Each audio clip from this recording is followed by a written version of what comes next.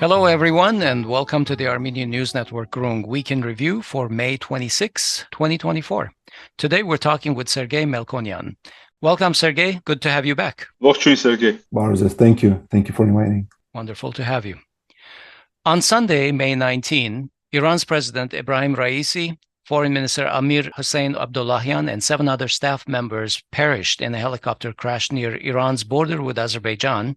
They were returning from inaugurating a dam on the Araks River with Ilham Aliyev. There was worldwide outpouring of condolences from the UN and most countries around the world on the deaths of the Iranian leaders. Reportedly, President Raisi was going to visit Armenia on May 19, but that was postponed. Raisi and Abdollahian were leading architects of Iran's policies and red lines towards Armenia's sovereignty and territorial integrity, as well as Iran's relations with Russia, especially after the war in Ukraine. Iran had a succession plan, so there's an acting president and foreign minister. They were appointed almost immediately after the helicopter crash. And on Friday, Iran's military reported in its preliminary investigation into the crash that no foul play was evident in the accident. On June 28, Iran will hold presidential elections. Can you discuss Iran's internal dynamics in this presidential race? And could there be changes to Iran's policies and red lines regarding Armenia?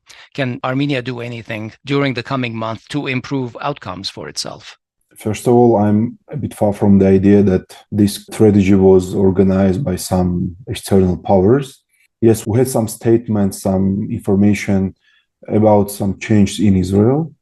For example, Israeli Prime Minister Benjamin Netanyahu blocked channels between Israeli special services with their counterparts in the US in order to keep the whole information in Israel and do not share with their allies. But it refers to the situation in Gaza. Then we had information that US airplane landed from Israel in Baku airport one day before. And in general, that's it. So we don't have any information of even possible Israeli involvement. And yes, as you mentioned, we have an official information that was published by the MOD, by IRNA, Iranian state agency, that was a real tragedy.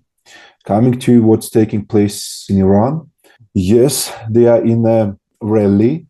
And as we know, in Iran, there are 2 general camps, reformists and conservative camp. And as we understand, since the last elections, the conservative camp is ruling the political life.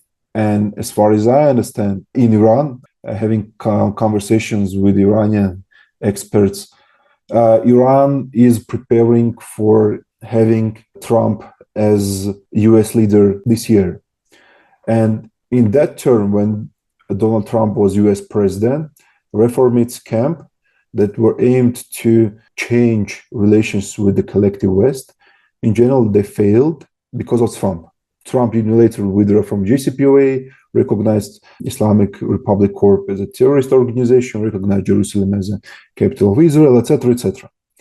And now, as far as I see, Iran is far from the idea that it's possible to have a good relations with the US and with the West if Donald Trump is going to rule all this camp. It means that we should not wait any dramatic change in Iranian foreign policy. In Iran, there is an assembly of experts who appoint supreme leader. And this is coming to your last question. This is the most important point for us because Ali Khamenei, Iranian supreme leader, during his meeting with Nikol Pashinyan, stated that Iranian president paid a big attention to Armenian security and Armenian borders in the region. And that's enough.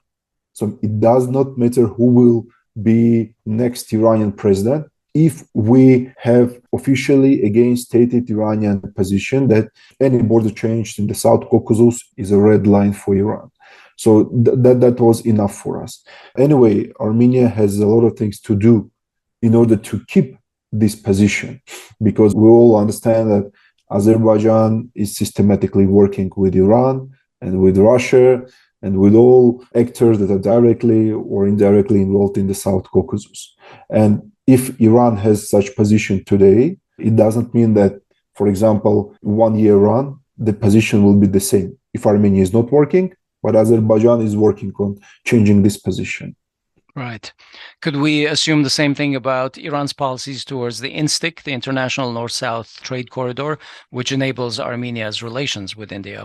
Our problem is that the main part of North-South Corridor, because there are three parts of North-South Corridor, Western, Caspian, and Eastern. So South Caucasus is part of Western South Corridor route, and its railway part is going through Azerbaijani territory, not through Armenian territory. But for Iran, it is extremely important to diversify the directions. Otherwise, they will depend on Azerbaijan. And yes, Iranian companies, they are working in the southern part of Armenia. They are reconstructing the routes, constructing tunnels in order to have at least a good routes for cargo, not railway, but for cargo for cars via Armenia, Georgia, then Russia, or via Armenia, Georgia to Black Sea in order to reach Europe. We have one problem, as I see in this case, and this problem was raised officially by Indian side. Indian ambassador to Armenia, it was maybe last week or 10 days ago, officially stated that we are waiting for steps from Armenian side. Like everything is agreed, Armenia will have its terminal in Chabahar port. There are all agreements all agreements confirmed from Indian side and Iranian side, and both of them are waiting for reaction and for concrete steps from Armenian side. That's right. And we, as Armenia, should be much more interested in these connections, in being part of this whole interconnectivity strategy, rather than India and Iran. But the problem is that we do not have any strong statements and strong reactions and steps this way. Sergei, you mentioned Ayatollah Khamenei. Of course, he is 85 now. So in addition to the presidential elections, there has been talk about the Supreme Leader's succession plan as well, primarily because President Raisi was considered a leading candidate to succeed him. Is Khamenei's succession imminent, and could it lead to a dramatic shift in Iran's foreign policies, be it towards the Middle East, the South Caucasus, Russia, the JCPOA, because Khamenei has had an architect's hand in all of these policies? Yes, definitely some changes will take place. But again, I can refer to Iranian experts, what they think about these issues. From their perspective, this strategy that Iran is conducting last years is effective. So being not involved in a direct confrontation with Israel, with the US, Iran first has changed the military balance in the region when Iran struck back against Israel. So that was a dramatic balance change in the region without any negative effects in Iran. Like no one started war against Iran.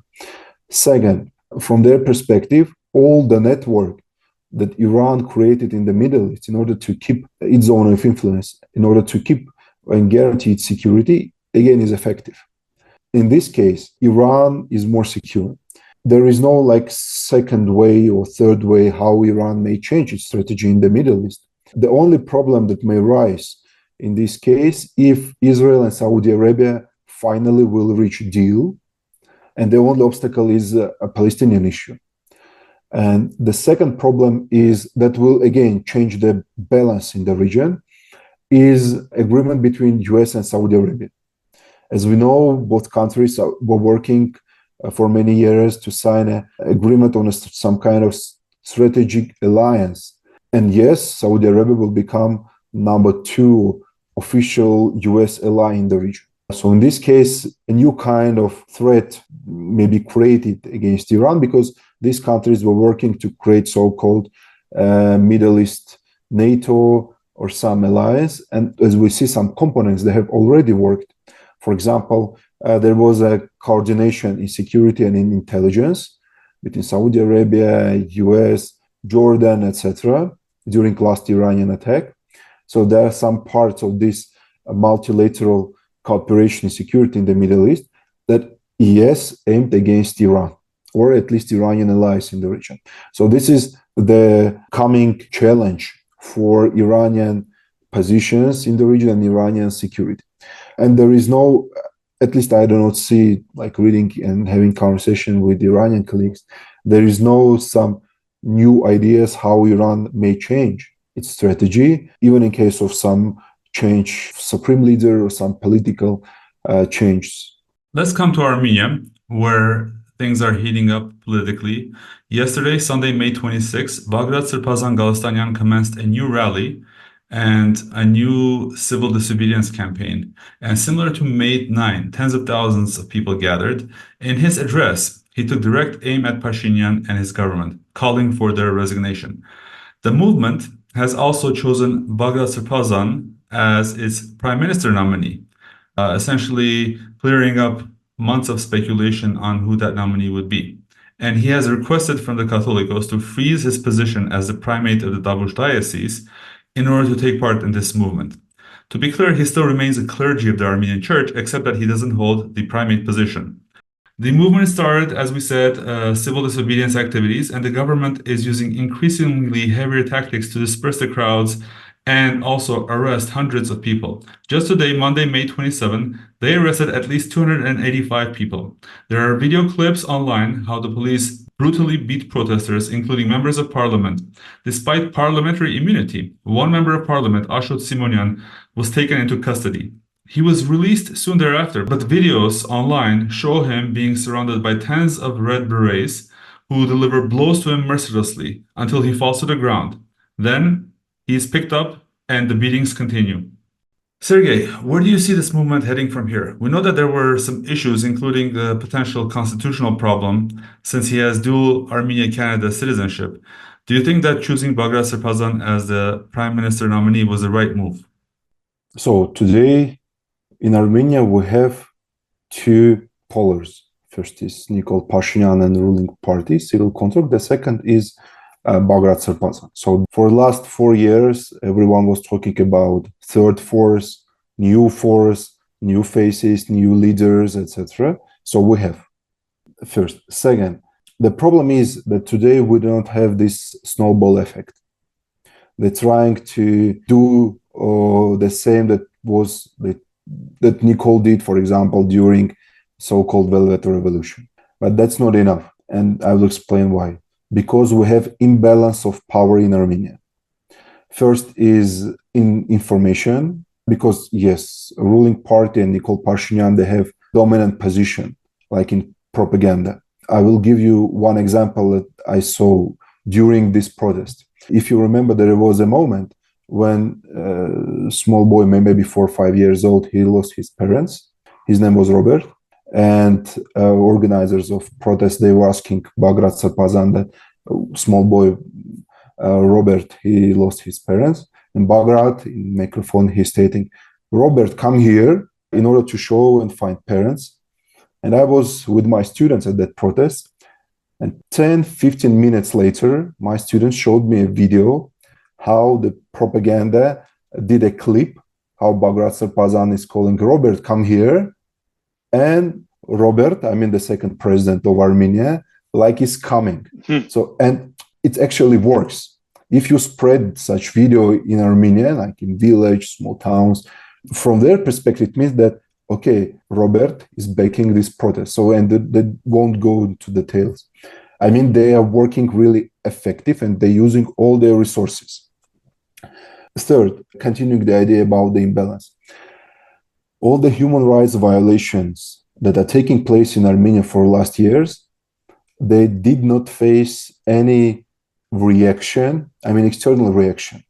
And we cannot compare it with the situation in 2018, when we had a clear Western position. They called police and all internal services, be careful with protesters. Do not try even touch them, etc. You should follow human rights. Similar to Georgia today. Exactly. Now we don't have.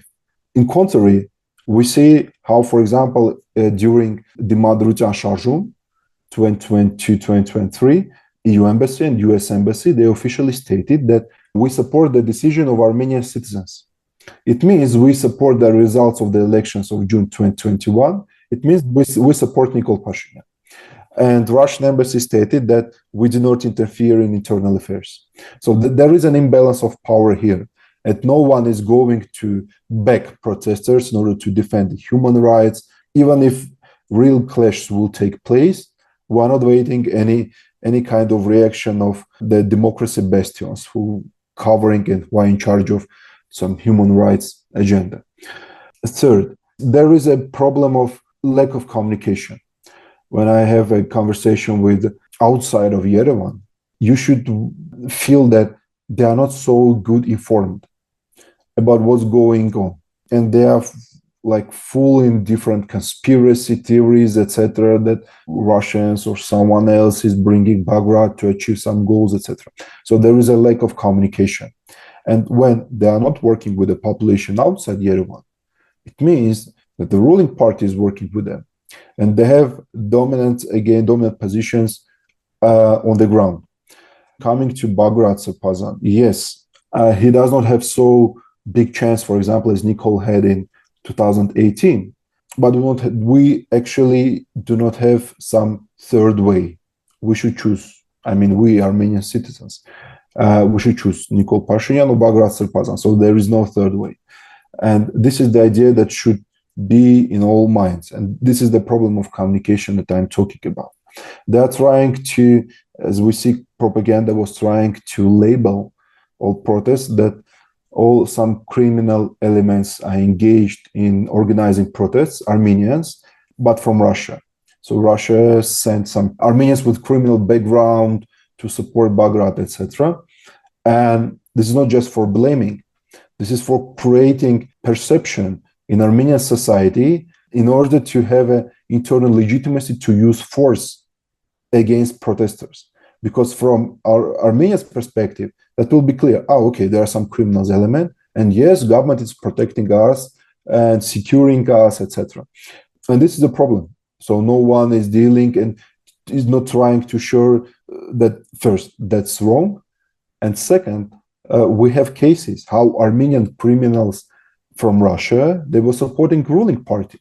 During municipal elections, I will try to find this video and share with you how, for example, that was in Tallinn or some other city after elections, where ruling party was not able to get more than 50% plus one, and they had to create a coalition. One guy from opposition, he officially stated when they should elect a leader, that well-respected criminal Armenian from Russia called me and asked and told me to vote for ruling party.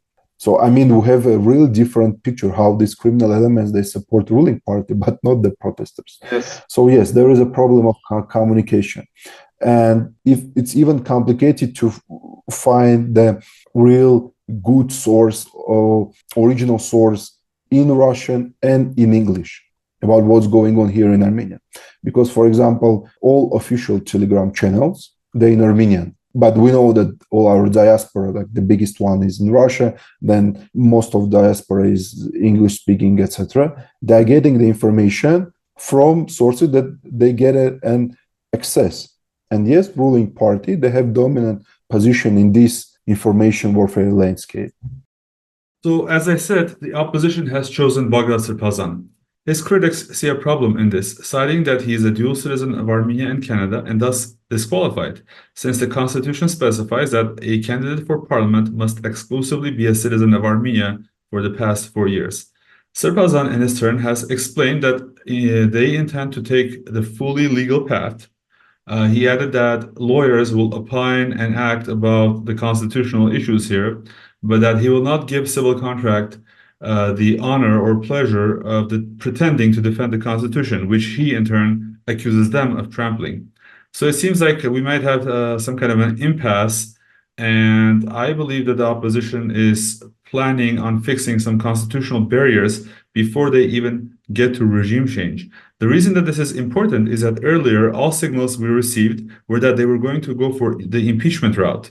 And you can't pursue this route unless you have a candidate who qualifies already. So it seems like they've changed their plans and they're now trying to fill the streets with masses in order to repeat what Pashinyan did in 2018, except with a slight twist. Potentially, I believe they want to put pressure on the MPs to implement a constitutional amendment allowing Bagrat Srbazan to become eligible before the actual regime change. Now, this is my own speculation, but all signs are pointing to that. If this is the case, Then what is missing from this movement in order to achieve the success, as they say it, to rid Armenia of a regime that gives one piece of land after another? Shouldn't we expect much more people on the streets if they intend to be successful? So first, any revolution is possible. There should be a lot of preconditions, and one of them is a crack inside the elite, inside the ruling party. We see that there is no crack. So they didn't work in this way in order to create this crack and to use the momentum. So this is why it's complicated to say that they will succeed like in a short-term run. Second, as far as I understand, all plans may change like in one day, because as far as I understand, everything they stated, for example, like last Sunday, should be stated on May 9, when Bagrat Srbazan came to Yerevan. But they decided to give a deadline to Nikol, hour and 50 minutes or 20 minutes for resign. As far as I understand, that was not the previous plan. And they changed the decision like literally in a couple minutes. I mean, we can discuss why, etc., because there are a lot of other interests in this movement. And yes, there was a violation, as I say, constitution. By the experts on legal aspects, they can clarify and elaborate on it more.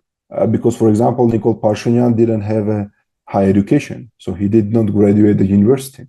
And he got his diploma when it was clear that Nikol Pashinyan will be the prime minister.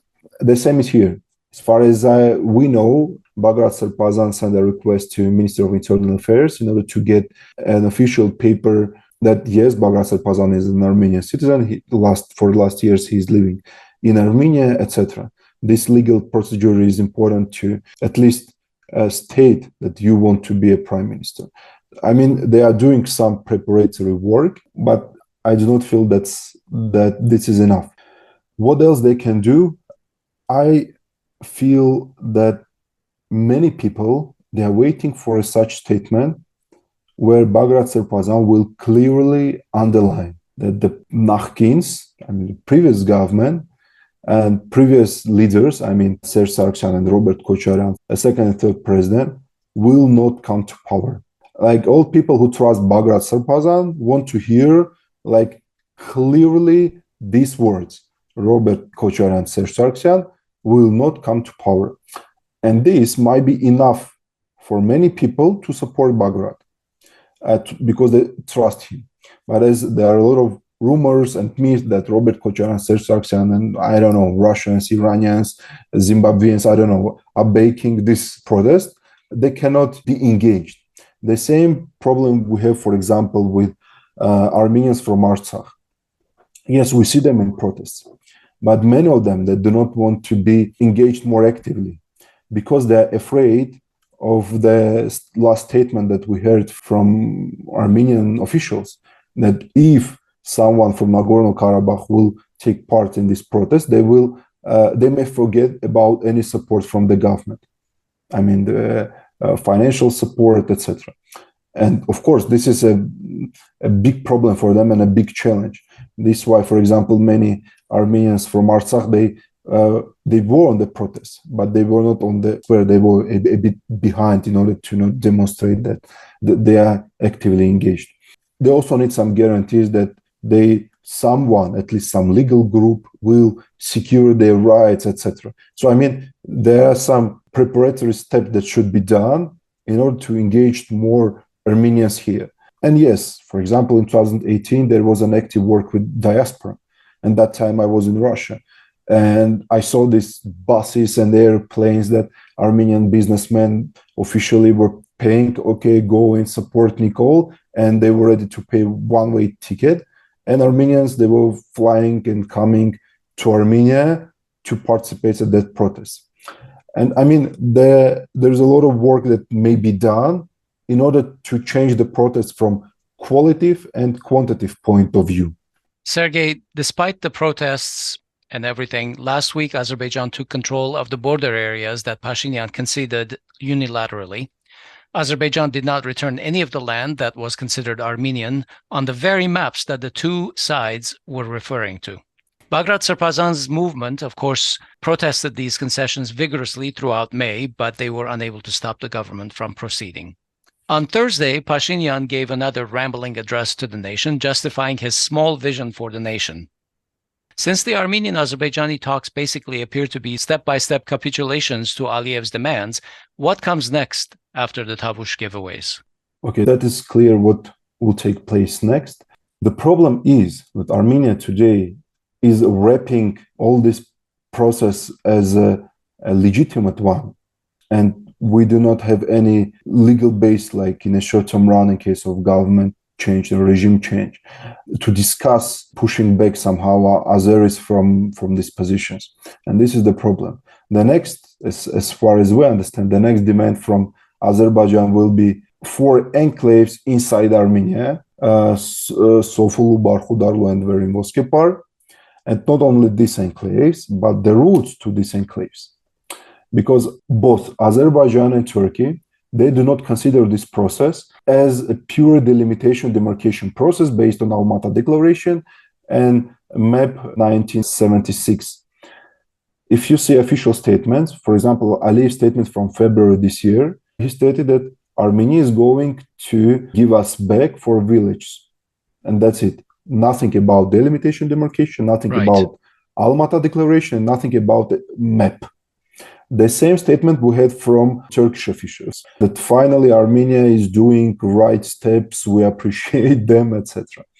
And yes, next step is these 4 enclaves, and one is in Ararat region, Tigranashen, and we all know the problems that will rise if Armenia decides to transfer this territory to Azerbaijan. The step after that will be the so-called unblocking communications, that again Armenia will try to wrap as not a corridor, but will find some new fancy wording. Like, for example, Armenia and Azerbaijan agreed to continue negotiations based on Almaty Declaration. It means that now Armenia recognizes Nagorno-Karabakh as a part of Azerbaijan. Armenia and Azerbaijan are conducting delimitation demarcation process. It means Armenia is doing unilateral concessions in favor of Azerbaijan, transferring Armenian lands. I mean, they will find some new fancy word. For example, 2 weeks ago, we saw discussions among the ruling elite that some international organization, international private organization, took control over the so-called communications. It means that they will not call it as a corridor, because not Russians or some other external actors is staying there. This is not a corridor. This is some new fancy word like unblocking communications. But in fact, that will be a corridor. So our problem is that these unilateral concessions will not bring peace in the region. And Azerbaijan is not ready to sign any peace agreement. And the reason is clear. As far as Azerbaijan is able to get everything it wants by peace means, by Armenian unilateral concessions, there is no need to sign a peace deal and using military pressure, because Armenia agrees new status quo in the region. And yes, we will lose Armenian population in part of Tavush region. Yes, government will conduct and prepare some support programs for Armenians. As for example, Erdogan asked Nikol Pashinyan in 2022, like if there is a need for a support to organize a good conditions for Armenians that will come from Artsakh to Armenia, you can ask us, etc. So I mean, they literally trying to buy Armenian territories. Now they're also Armenian government is trying to buy Armenians by peaceful means. So we having the same process that took place in the Republic of Artsakh, now in the Republic of Armenia. So we will have a Armenization of at least part of Tavush region, then maybe in part of Ararat region, in case of Tigranashen will be transferred to Azerbaijan. Then we will lose Sunni, because I'm not sure that Armenians will live there if this region will be not under full Armenian control, security control. Now let's turn our attention to Armenian-Russian relations. Armenia's relations with Russia and the CSTO continued their downfall this week. In the past months, there has been a flurry of bilateral summits. Aliyev was in Moscow, then Pashinyan visited Moscow, then Lukashenko was in Baku a week ago, And finally, this past Thursday, Putin was in Minsk for an unannounced visit. While in Azerbaijan, Aliyev took Lukashenko to occupied Artsakh, where the latter lavished him with praise and called the 44-day war Azerbaijan's, quote, war of liberation, unquote. Lukashenko also revealed that there is a plan for the Caucasus, in quotes, which he has discussed with Putin. When asked about this on Wednesday, Pashinyan made a sensational announcement. He said that two CSTO countries, which he refused to name and which he refused to provide any additional evidence for, conspired with Azerbaijan against Armenia in preparation for the 2020 war. On Friday, Russia recalled its ambassador from Armenia, although it wasn't clear if this was related to the announcement. Let's begin with the last news I read. Why did Russia recall its ambassador, Sergei? So I think there are several reasons why Russia recalled its ambassador. First, Armenia did not controversial, but it's continuing to do anti-Russian sentiments. For us, it's clear. Starting, for example, from January 2023, when Nikol Pashinyan stated that our Russian presence in Armenia is not a security guarantee for Armenia, but is a guarantee of the threat. And coming to that, he stated in Paris that Russia is conducting a hybrid war against Armenia. And now that Russia and Belarus, these two countries, it's clear whom Nikol Pashinyan wanted to underline, Russia and Belarus preparing a war against Armenia. And yes, Russia, there is a need at least to change, not strategy, because Russia is not able to change strategy now in a short-term run towards Armenia, but at least to change something in their tactics. And the second reason, as I understand, there were a lot of discussions that Russia is going to change its ambassador, and maybe they are in this process, they're trying to brief or update their central apparatus on what's going on in Armenia, etc. And there is one more news. Today, head of Foreign Affairs Committee of Russian Senate, if I'm not mistaken, stated that Russia will start working on opening consulate general in Stepanakert. And that's interesting because there are no Russian citizens. There are some peacekeepers that did not live fully in Artsakh Republic. So there is no need to have a consulate general in Stepanakert. Maybe that's a kind of demonstration of a goodwill towards Azerbaijan. Yes, Russia is leaving its temporary positions on Armenia-Azerbaijan front line, and we see that Russian presence in Armenia is reducing. On the ground, it is reducing in Azerbaijan, but Russia is trying to find some different perspective of changing its presence from qualitative point of view. So we don't have peacekeepers, but we will have consulate general, for example, there, or we will have something new, some cultural center, etc. And as I see, coming back to Armenia and Russia relations, the next target will be CIS, Commonwealth of Independent States, because this organization is as CSTO is not functioning as it has to, and Armenia was presented at CIS summit as a very low level comparing with other countries, and there was some sentiments against CIS, and Armenia rejected to be sport capital of CIS in 2027. You may correct. So we see that there was going to be the CIS games. Yeah, CIS games. Yeah. So this is our Armenian next target in order to decouple from Russia, and that might be not so sensitive for Moscow today because it's clear that CIS is not functioning as a good organization. So as a CSTO, this is why there are preconditions, pretexts why Armenia can do these steps. At the same time, we see that, for example, the trade turnover between Armenia and Russia is increasing. For example, in 2023, Armenia-Russia trade turnover was around $7.3 billion. So that was historical maximum. According to Armenian Statistic Committee, they published a new report on May 9. Trade turnover between Armenia and Russia, January-March this year was $3.7 billion. So it means that during the last 4 months, we have passed more than 50% comparing with the last year. So it's almost a pace of doubling the trade. Maybe, let's see. But that's obvious that there is no, so we don't have in Armenia so much gold as we export to the United Arab Emirates. Yes. Yes, and Armenia obviously is trying to benefit from economic cooperation with Russia and Eurasian Economic Union. And this is acceptable for Russia because, I mean, from their perspective, it's clear that, yes, Armenia may benefit not in a short-term run, but maybe in a long-term run. First, Armenia is the only Eurasian Economic Union member who has a border with Iran, who signed a free trade agreement with the Union December last year. Now, Eurasian Economic Union has negotiations on the same FTA agreement with Egypt, with the Arab Emirates, with India. And Armenia is going to deeper its cooperation with these countries. And yes, Armenia is closer to these countries comparing, I mean, from geographic point of view. And until, as I see, it's possible to benefit from it, Armenia will benefit. But we have an opposite voice that these economic ties increasing Armenian dependence on Russia. So Armenia must stop benefiting from cooperation with Russia.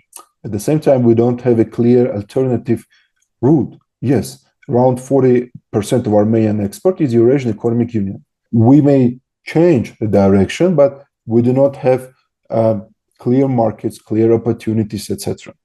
So it doesn't mean we should close Russian market or Eurasian Economic Union market in order to find some new market. We can find a new market by getting benefit from membership in this organization. So from Russian perspective, that's enough. Okay, if we have deep economic cooperation with Armenia, that have a more long-term perspective comparing with security and political dialogue, it means for Armenia will be complicated to get at least candidate status to European Union, because it's impossible to be a member of Eurasian Economic Union and get a candidate status to European Union. And I'm not talking even about being a member of European Union, like it's a long-term perspective. So from this perspective, Russia sees that their positions here in the region are secure.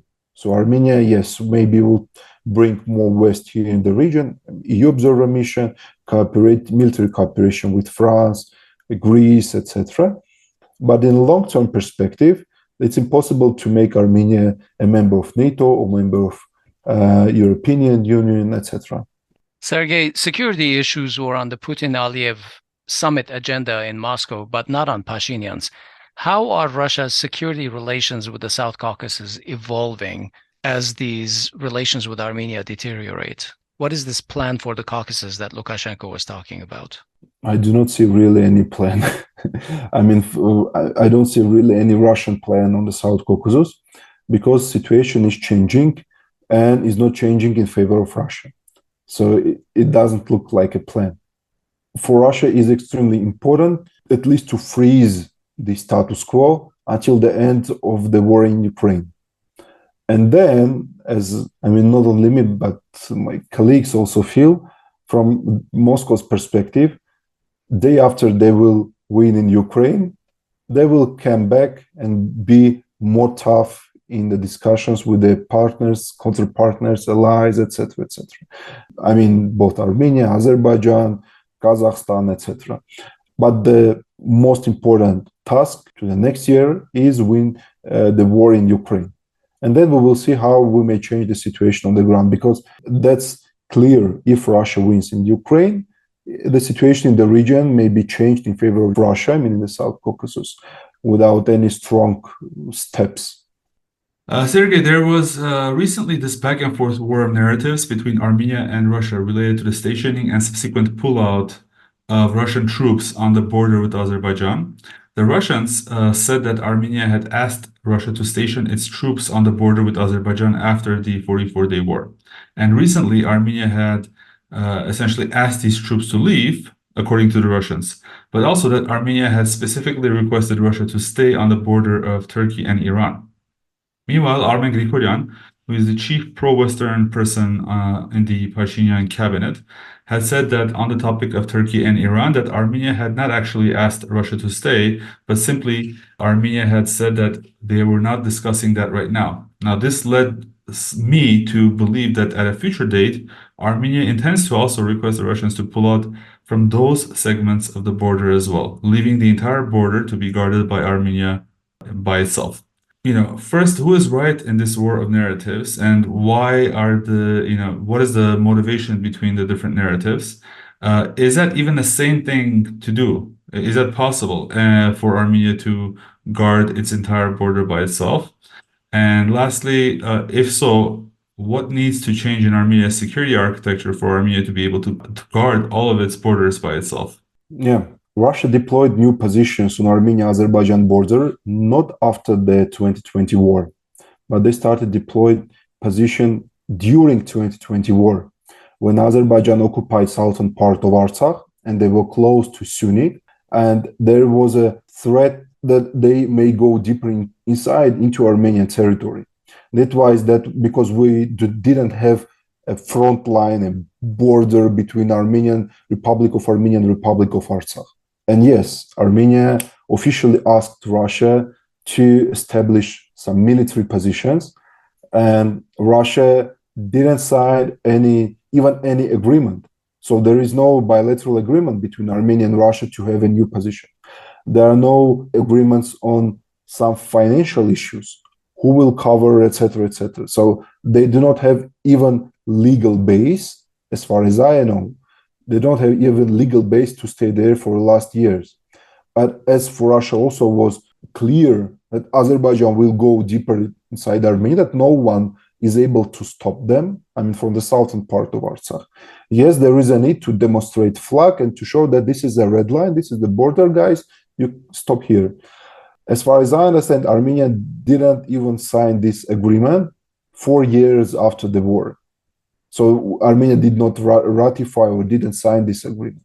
So there is no legal base for having these positions. And yes, positions were deployed during the war and after the war.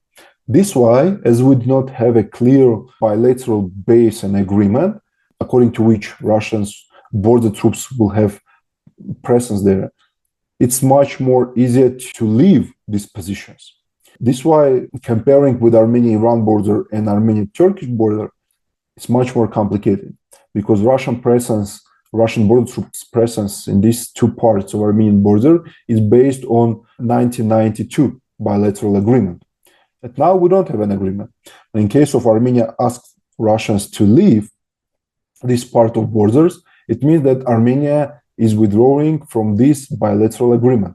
It means deteriorating a legal base of Armenia-Russia alliance cooperation. And now Armenia is not doing so. As we see, Armenia is not a member of CSTO de facto. And the last step was Armenia is not funding the CSTO anymore, its part. But Armenia did not withdraw from CSTO, so Armenia did not deteriorate and ruined this multilateral agreement. As I see, Armenia is not far from, but at least Armenia is moving on this way. And one day will come. And as far as I see, the strategy is we will reduce the presence on the ground until the minimum. And then the next step, the legal withdrawal from bilateral or multilateral agreements will be easier to do. Like, for example, for Armenia, it's easier to leave CSTO today when Armenia has nothing with CSTO, like no representative, no funding, no drills, etc., etc. And Armenia doesn't participate in decision-making, discussions, etc. Comparing with 2 years ago, when Armenia was engaged in CSTO as an organization. So reduce the engagement and presence till the minimum and do the next step. And coming to your question, Hovik, related to did Armenia ask or did not ask, I see this, I try to make a model of conversation between Putin and Pashinyan. When Pashinyan asked Putin to leave these temporary positions that were deployed during and after the war, Putin may ask, do you want us also withdraw from border with Turkey and Iran? And the Armenian answer was no. So from Russian perspective, it means that you want us to leave only this part, or you also want us to leave this part. And Pashinyan stated, no, we want you to leave only this part of the border. Anyway, I can try to explain the nature of this, as you right call it, war of narratives. Because it's important for today's Armenia that has a political will and a political decision to go deeper with the West to show that we are not inviting Russians here and we are not interested in keeping Russians here. This is why Armen Grigorian, as I understand, stated that we did not ask Russians to stay on border with Turkey and Iran. Because from Western perspective, it may look like, oh, official Yerevan is asking Russians to stay here in the region. It was important to demonstrate the achievement, the success, that current Armenian government is able to kick out Russians from positions. But from this perspective, it means that Armenia may be kicked out Russians, but Armenia is keeping Russians. So it depends on accent that you pay attention. All these withdrawals, and there won't be a NATO agreement, as you said earlier. Can Armenia defend its own borders? I mean, for everyone in Armenia, it's obvious that we are not able to defend our borders on our own. For even most pro-Western propagandists, is clear that at least part of Armenia, I mean, Syunik and Vyodzo region, are parts of Armenia because of Iran, not because of Russia, not because of EU non-armed observers. Or the US. Yes, this is about Iran and Iranian role in the region, as we have Syunik as a part of Armenia.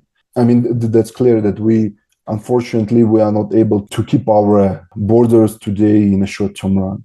All right. Well, we always love to leave things on a cheerful note, right? So let's wrap up our topics here.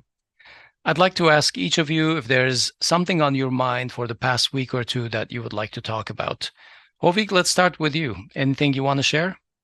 Yes. So I just realized that I am in Armenia right now as we're recording, and the clock has already rolled over to May 28th. And I just think that this is a good opportunity to remember May 28th, and commemorate May 28th and celebrate May 28th as the first Independence Day of Armenia. And it is also appropriate because of the unique role that I guess the Armenian Church had in those days in terms of helping galvanize the public and help secure the victory at Sardarabad. So happy May 28th, folks. Sergei, what's on your mind? You know, I see the light in the end of this tunnel because comparing with the behavior of ruling elite with during 2022, 2023, it's a bit different. So it means that Bagrat and Armenia-oriented Armenians, they have an opportunity for a change. Even if it doesn't mean the regime change. It means that it is possible to demonstrate the political will. If before all protests, they were local in their nature because there was a pure political opposition, now we have a wide mass of Armenian population that support. So it means that there is a request from Armenians from Armenia and Armenians from diaspora for some changes, demonstrating the concrete red lines. And it's important to mention that even in case that this Srbazan movement will not be succeed like in a short-term run, it helps us to get more time to save Armenia. That's important. That was one of the biggest achievements, for example, the movement in 2021, 2022, 2023, because, for example, right 3 years ago, on May 2021, me with my friends and colleagues, we were in Tavush because 3 years ago, even before elections, for us was clear, and I wrote in my Telegram channel that first Armenia will recognize Artsakh as a part of Azerbaijan. Step number 2, Armenia will transfer Azerbaijan so-called enclaves. And the last step, Armenia will give the so-called Zangezur Corridor to Turkey and Azerbaijan. So for me, it was clear 3 years ago, like step 1, step 2, and step 3. And in case of imagine that we didn't have any strong demand from Armenian society, that plan there were conditions to conduct this plan for 1 year and for 2 years. So at least we have 3 years and we are not at the last point. And even in case this movement is not succeed, who are gaining the time to save Armenia. All right, we're going to leave it there for today. Thank you, Sergei, for joining us. Thank you. Thank you, Sergei. That was our Week in Review show recorded on May 27, 2024. We've been talking with Dr. Sergei Melkonian, who is an academic director of the Armenian Research Foundation. He served as assistant to the president of Armenia, Armen Sargsyan, on Russia and Middle East politics. Sergei is currently a research fellow at APRI Armenia, APRI Armenia, and the Institute of Oriental Studies, and also assistant professor at the Yerevan State University and the Russian Armenian University. He is a co-founder of the Armenian Project NGO. Please remember to support us. Go to our donate page, podcasts.groong.org/donate, and become a sustaining member of Groong and give monthly. Thank you in advance.